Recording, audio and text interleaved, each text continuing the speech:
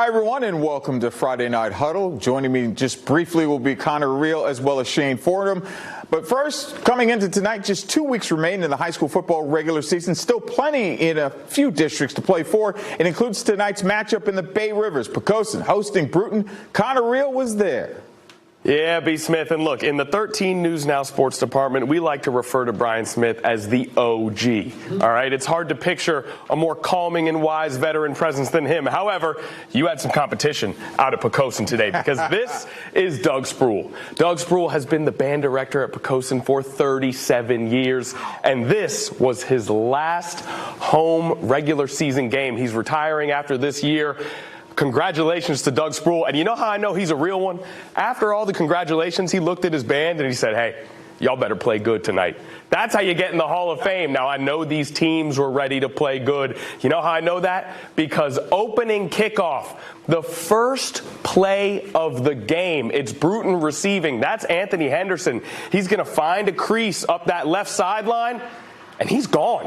That's to the crib. That's a touchdown right off the bat on the road for Bruton. They're up 6-0. Now, something like that could shake another team, right? Not Poquoson. Just a classic Poquoson drive. Pound the rock, run the clock. They score to make it 7-6. Bruton would drive all the way back into the red zone. They would fumble. Poquoson gets it back and does the exact same thing. All of a sudden, it's 14-6. That opening kickoff is a distant memory. Now, you expect them to run the ball well, but how about this toss and catch? That's Dylan Bullard. He's got a cast on his left hand. I can't catch with two hands. He's doing that with one. 21-6 at the half, and it was more of that in the second. Poquoson would run away with this one. Turnovers, the story of the game for Bruton. Poquoson, 42-6. Bullard, 2 interceptions, 2 touchdowns. He talked about his dominant performance after this one. It's the best feeling I've had in a while. I have had 0 touchdowns all year.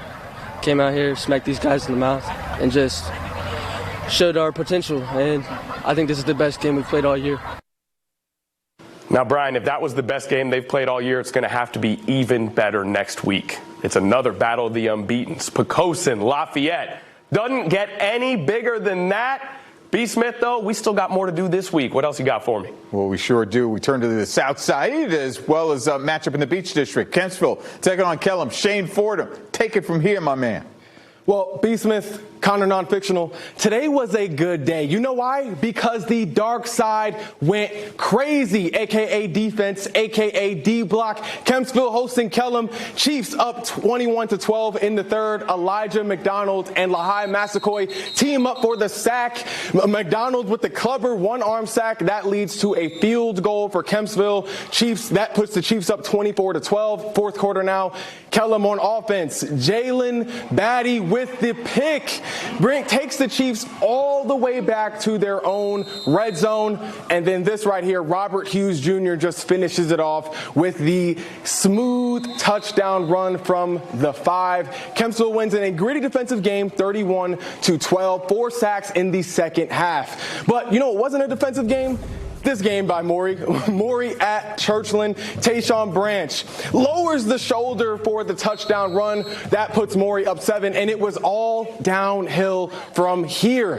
LeBron Bond gets the pass off the screen pass, untouched, heading into the end zone.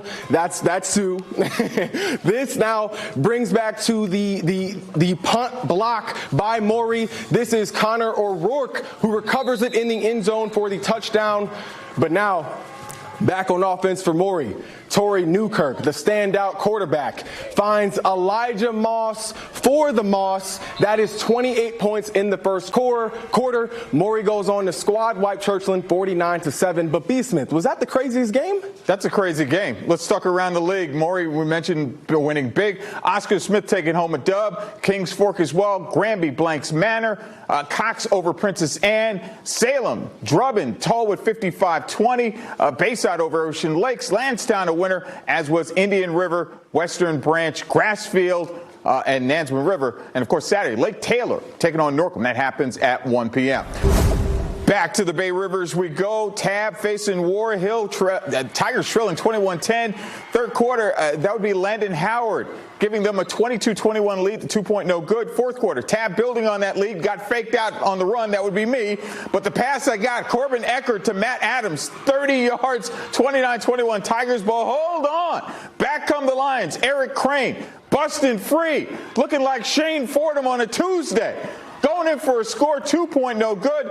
They're within 2. Then with 1:28 left in the game, it's Crane's number again. Right side, 11 yards, made it 35-29. The 2-point conversion good.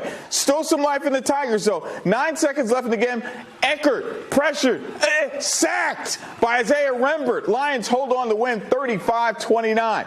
Over at Todd Stadium, Mentrell hosting Denby. Patriots on the board first quarter. That's Deshaun McIntyre. Right side, 2 yards, 7-0 Patriots. But hold on, back come the Monarchs. Before the half, Chase Janis with a 3-yard quarterback keeper. They go on to win 28-7. Grafton a winner, as was Smithfield in overtime. Saturday, big one tomorrow. Warwick Phoebus, Lafayette York, and Gloucester Woodside. Hey, I'll tell you what looks nonfiction. What's that? That haircut on Dan Kennedy is too good to be real. Too good to be real. I know that's a wig. I've been trying to get you to go see Joyce. All right. Thanks for joining us tonight.